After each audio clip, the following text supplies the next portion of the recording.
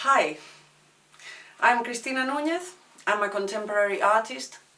I am specialized in autobiographical art since 1988, because in 1988 I started to photograph myself, and I did so because I felt like I didn't belong to this world. I felt a huge pain. Why? Because of self-stigma. In my adolescence I had been a drug addict, a heroin addict and a prostitute. But even before that I was sort of too emotional, and I just didn't fit into this world. And this self-stigma has always been something that I've been fighting with. And I've been doing psychotherapy my whole life. Okay, I'm a contemporary artist and I use photography and video. But I am also an artist practitioner. Or I can say as well that I'm a facilitator of the creative process with the method SPEX that I have created in 2004, based on my own personal experience with the self-portrait since 1988. This method called the self-portrait experience, SPEX, and it's an exploration, a journey through all aspects of our lives using the self-portrait with a series of exercises or ideas to stimulate the creative process, divided in 3 parts, which is me, me and the other, me and the world. And the goal is to, the first goal, artistic goal, is to construct an autobiographical project.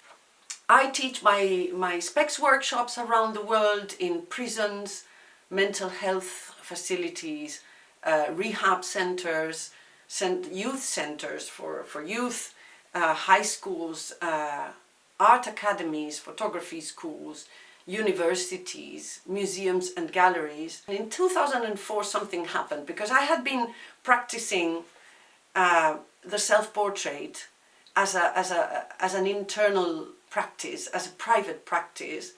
But then suddenly my daughter Yassine, at a certain point, because I was photographing myself and she saw that, and I photographed myself with them, with my daughters, then she was 3 back then, and she asked me if she could take a self-portrait.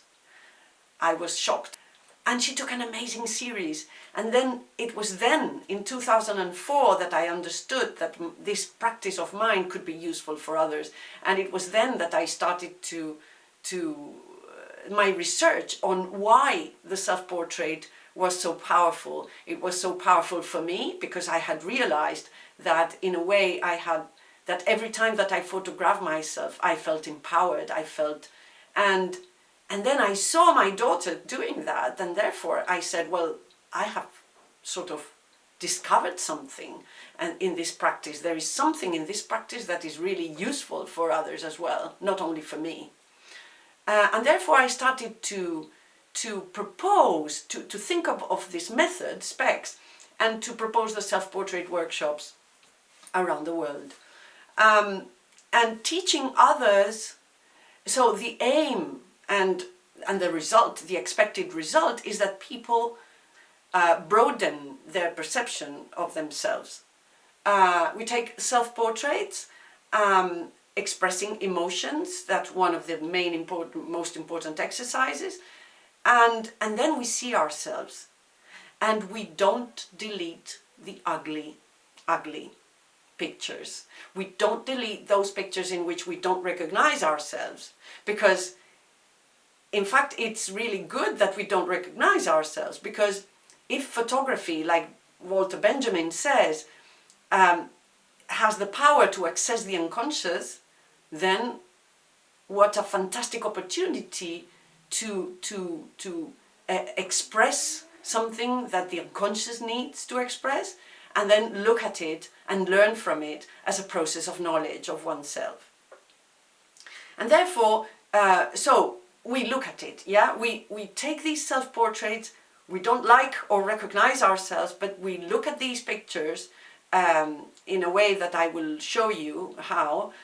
We look at these pictures and immediately we start recognizing, immediately in like 5-10 minutes, from the process of not recognizing and not liking ourselves and feeling this impact of this other in me, we start looking at it closely and we start recognizing emotions, life experiences, needs, values, and therefore we sort of take possession again of this other in me, and that of course is a way to enrich our identity. Now Jacques Lacan talks about the mirror stage. The infant at 1.5, 2 years old doesn't recognize themselves in the mirror. This image provokes a certain tension. But then they start recognizing themselves. And Lacan says that this process of recognition of this image in the mirror is the matrix of every other recognition in life, every other reprogramming of identity, and for the construction of adult identity. And for the reconstruction of identity every time that we make big changes in our lives. Since the selfie boom in 2012, we delete our ugly pictures. Those pictures in which we don't recognize or like ourselves. We delete those pictures that don't conform with the market standards of beauty, or perhaps with our own. Adolescents especially, they want to conform to certain styles of images in order to belong to their groups and to keep up with their peers. Because of course they are bombarded with images of beauty, of beauty that it corresponds to the market standards of beauty and not to art's standards of beauty, and they are rejecting all the rest, as if the only beauty which is possible is that beauty, and the rest is cancelled, it's rejected. Why should we reject any part of ourselves? We shouldn't. We shouldn't. We should actually make the effort to accept all parts of ourselves, and that is why if we accept all parts of ourselves, of course it's not something that you end up by accepting everything and it's done. No, of course it's a continuous process. It's a process that never ends because we continuously reject ourselves. But then if it is true that what Lacan says, that the process of recognition in an image in which we didn't recognize ourselves is crucial for the construction or the reconstruction of identity, then I truly believe that we are going through an identitarian emergency. How are teenagers going to construct their adult identities if they are rejecting such incredible opportunities? And how are we going to reprogram our identities and evolve? Because the world and this crisis, this pandemic, is asking us that we must evolve. When we are doing this process of looking at these ugly images, and so in really 5 or 10 minutes, when we have actually started to recognize emotions, needs, values, and thoughts, and we have sort of taken possession of this other in me, then what happens is that we broaden our perception of ourselves. And therefore, if we broaden our perception of ourselves and we can see and accept, or start to accept, or want, or we have the intention to accept everything that comes, then, of course, we have access to all our potential. If we start rejecting and only focusing on something that can be acceptable for society and acceptable for our peers, then we don't have access to all our full potential. So what I can say, and I can say that all the research that I have been conducting for my PhD by publications at the College of Arts in the University of Derby in UK And also the research projects that I've been collaborating with Manchester Metropolitan University in two projects, one European project called I Am, Memoirs of Addiction Recovery, and then the other project was Wonderland, The Art of Becoming Human.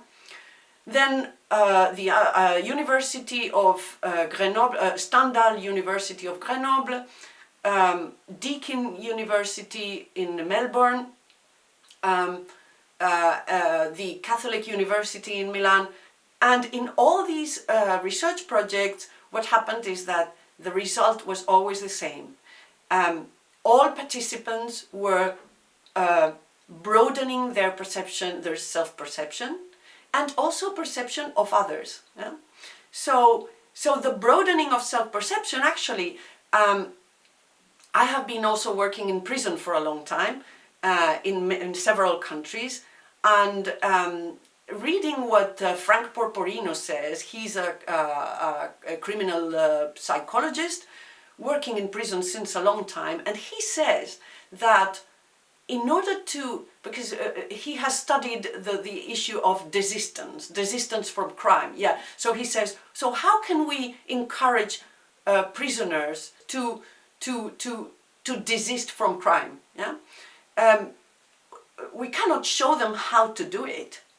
They have their own way to stimulate their own shifting from a criminal point of view to a pro-social approach in life. Yeah. So he recommends that he says we cannot show them how to desist, but what we can do is that we can provide programs that allow them to broaden their perception of themselves. Yeah. Because if they broaden their perception of themselves, that is the prerequisite for change. Because if you see that you can actually change, that you have that potential, then you can change. You just do it. It's the label, especially with people who have suffered a lot from stigma and therefore have internalized their stigma, like prisoners. They have the label prisoner or offender, and therefore they cannot see their potential. So programs like SPEX, which allow them to broaden their perception of themselves, are important for change and can actually foster the change. Now, if this is true for prisoners, it is true for everybody else, for every one of us. And this means that if we want to evolve in life, if we want to change, we need to broaden our self-perception. And so SPEX does not only allow us to change our perception of ourselves, but also our perception of others, and therefore our judgment of others. And what's very interesting is that in this Swiss prison, La Stampa, where I did my last workshop last summer, they told me the broadening of perception of others is very useful to break that process of judgment, which is at the basis of violent thoughts and actions. So violence, the cause of violence is judgment. And when you broaden your perception of others, you say, as one prisoner once said, he said, before judging someone, I have realized with this workshop, with the SPEX workshop, that before judging someone, I have to know him better, or her better, yeah?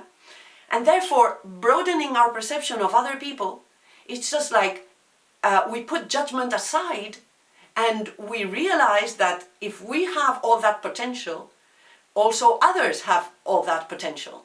So what we see of someone, we're not going to judge that. We're going to wait and see if we know more. My aim, first of all, in my research was to sort of show how SPEX was therapeutic, so to speak. So it meant, because it made me feel good. It made me feel much better. It felt cathartic. It felt like it helped me to accept myself.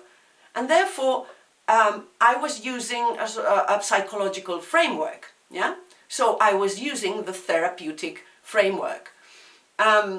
And in my PhD, I have used not only the therapeutic framework, the psychological framework, but also the philosophical political. And I'll be talking about that next. But first of all, let me say what are the main concepts in the therapeutic that I have sort of examined in my PhD using the therapeutic or psychological framework.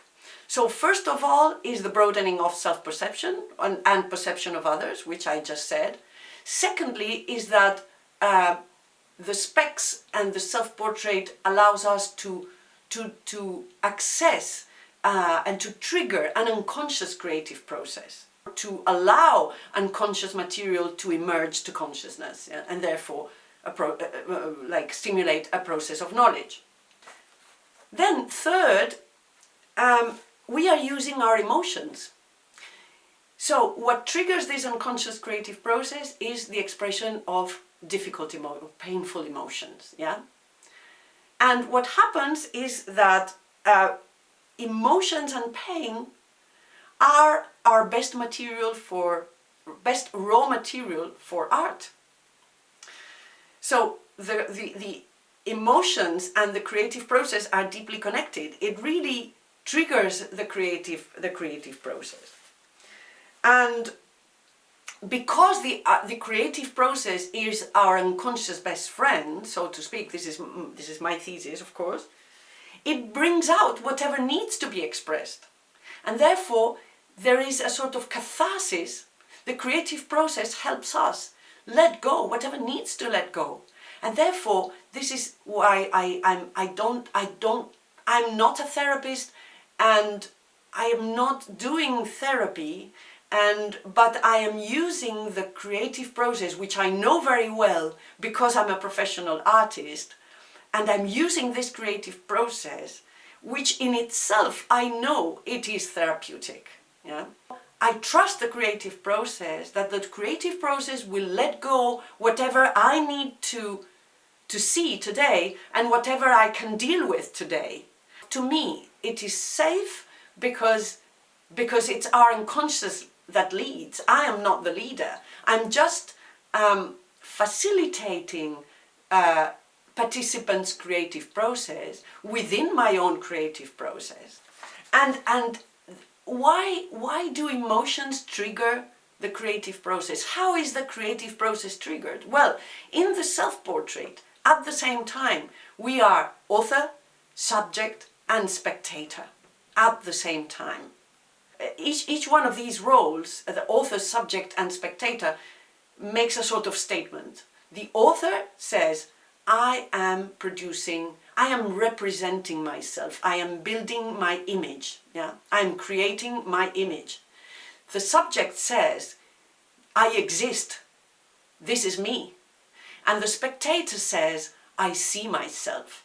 And the three statements, in a way, include or support the fact that acceptance of myself. So the three statements are empowering. And plus, the relationship between the three roles is what triggers the unconscious creative process and allows our unconscious to speak with the language of art. And then what happens? We create these self-portraits and then we look at them. Now, this is how we work on the perception of images. Now, this is an image of a gallery owner in Montreal, Canada. That was 2011. She took this picture in my studio, and this is a collaborative self-portrait, and she was expressing anger. Anyhow, we chose this image. I will show you now how we perceive the human face. So first of all, we look at her left side, the left side, which is connected to the right hemisphere, the brain hemisphere. Now, in this left side, we saw pain, deep pain, like she was giving up. And I usually show this image to groups, and the groups generally, in the group always, first of all, people see pain, and then sometimes people see anger. And if I ask, what is she thinking? People sometimes say, she can't bear it anymore, she's giving up, she can't tolerate this anymore. And then we look at the other side. Our right side is the side of the mind, and it's the side of our goal and the strategy to get what we want, and it's the side, generally the side of the future. Look at the difference. Isn't this amazing? Okay, so in this side, people usually see hope that she's gonna make it, and that she's looking towards the future, yeah? So it's the opposite. We are a union of opposites. So you will probably ask me, how is this possible? That on one side, we can see that she's giving up, and on the other side, we can see that she is going to make it. It is completely different. Well, because we cannot see this in all photographs, but in some images, specifically the artworks, we can see that. And we can see that we are a union of opposites. So this is what I mean, that we are multiple. We have the potential to be everything, and photography, accessing the subconscious, the unconscious, can actually express these opposites. And the two sides of the face show that we have all the potential, and that one side is supporting the other side. So why do I talk about the philosophical political perspective? Is that I'm not a therapist, I'm an artist, but I am also an activist. So the thing is that what I do is very, very political. It's mainly political. It is meant to inspire people and to invite people to express their emotions, to touch their vulnerability, to share their vulnerability and emotions, in order to divulge this idea of a society more based on authentic human needs and not the needs of the market. Authentic human needs, please look up nonviolent communications lists of emotions and needs, because those are the authentic human needs. Power and money are not authentic human needs, they are substitute. Authentic human needs instead of the needs of the market, instead of material possessions and material growth. If more and more of us are focused on our authentic human needs, then perhaps we can construct a different society. A society that is also more respectful of animals and of the planet. If we really express and share our authentic selves, then what we can do is that, because it's like a mirror, yeah. If we express our authentic selves, we're going to inspire and to stimulate mirroring and identification from others, and that is, and we are sort of stimulating the empathic gaze, and this it would cause a different society, a society more focused, or more seeing what unites us instead of what separates us. Thank you.